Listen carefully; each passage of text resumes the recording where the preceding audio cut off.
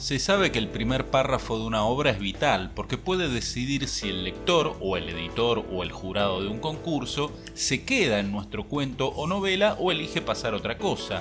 En el siglo XIX la literatura era el arte narrativo más popular y más o menos equivalía a lo que hoy es el cine. Solo competía con ella misma, no había mucho más entretenimiento salvo ponerse a tener hijos o en todo caso practicar para la causa. Pero hoy en día, nos guste o no, un texto que publicamos en papel o en la web o en donde fuera, compite con Netflix, con los videojuegos, con una abundante industria del ocio. No podemos darnos el lujo de perder al lector. Por eso en este video vamos, como siempre, a aprender de los maestros y trataremos de responder la pregunta acerca de cómo iniciar una historia. No se muevan de ahí.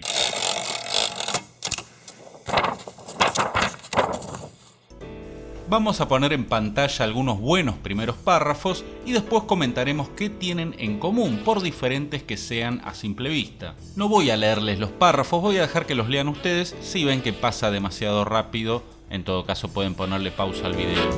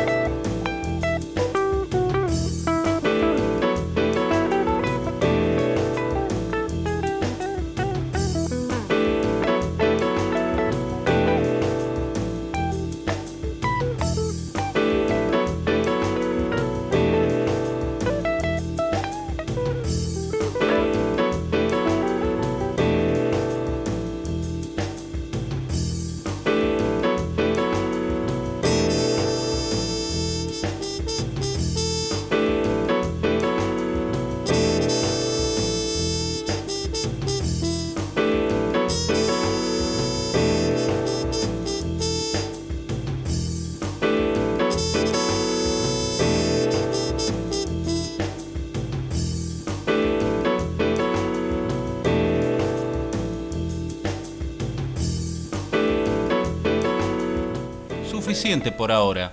Pensemos entonces qué tienen estos comienzos en común, además de darnos ganas de seguir leyendo. En primer lugar, van al grano. El escritor sin oficio a menudo nos abruma con descripciones o disquisiciones filosóficas desde los primeros párrafos y sin que sepamos a cuento de qué viene toda esa parrafada ni por qué nos interesaría saberla. Si en algún momento la historia se digna a empezar, lo hace ya sin nosotros, los lectores, que para esas alturas agarramos otro libro o nos fuimos a hacer alguna actividad más interesante como cortarnos las uñas o examinar las manchas del techo. A veces, sin embargo, puede funcionar empezar con una reflexión, pero conviene que sea breve y en lo posible que tenga cierta ironía. Pueden revisar el inicio de Historia de dos ciudades de Dickens o esta breve y maravillosa sentencia que ven en pantalla y que abre una famosa novela rusa.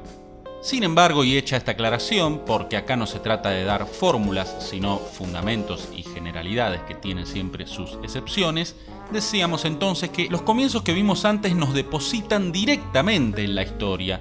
Algunos, como el de Kafka, nos devuelven aquel sabor del había una vez tan representativo de los cuentos tradicionales. Otros son inicios in media res, es decir, en medio del asunto, de la historia, del conflicto. A los lectores se nos arroja entonces a una historia ya empezada. El inicio de Pánico y locura en Las Vegas o de Miedo y asco en Las Vegas de Hunter Thompson es un gran ejemplo de esto y de que el buen narrador sabe dosificar la información, y esto se relaciona con el segundo punto, que es el de que un buen comienzo debe llevar al lector a hacerse preguntas o estimular en general su curiosidad.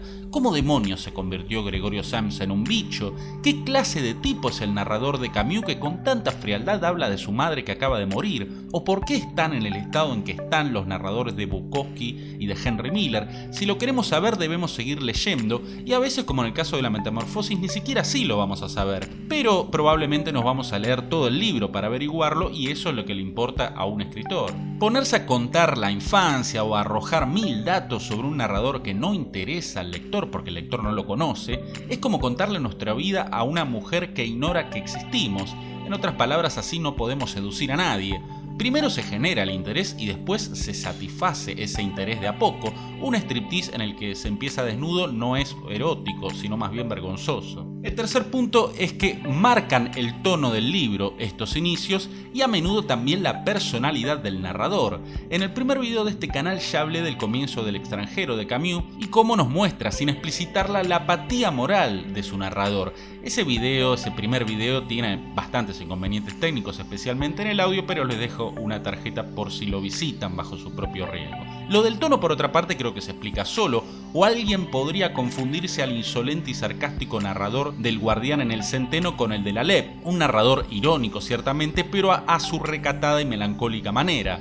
El narrador de Miller, por otra parte, nos dispara su furia apenas abrimos Trópico de Cáncer. El de Bukowski, en cambio, se muestra estoico ante su falta de vida sexual. En las primeras líneas, entonces, ya sabemos quién nos está hablando, o al menos lo intuimos. La forma de expresarse que tienen esos narradores se aleja del lugar común, nos resulta atrayente y por eso queremos saber más de ellos y de su historia. Y acá considero que está lo esencial de un buen inicio. Se podría decir más, como aquello de que un comienzo debe ser impactante.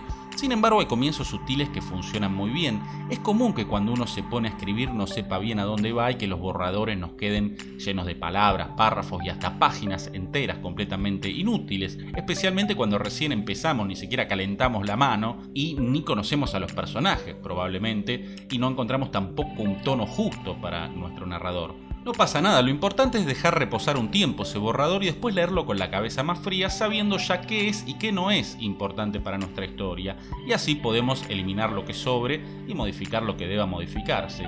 Y si uno se da cuenta, pongamos, de que el comienzo cronológico de su historia resulta demasiado plano, muy poco atractivo, puede recurrir a un truco muy común en las películas, especialmente las de terror, que es empezar por una escena fuerte, una que ocurra ya avanzada la historia, y después retroceder hacia el verdadero, entre comillas, principio, al principio cronológico.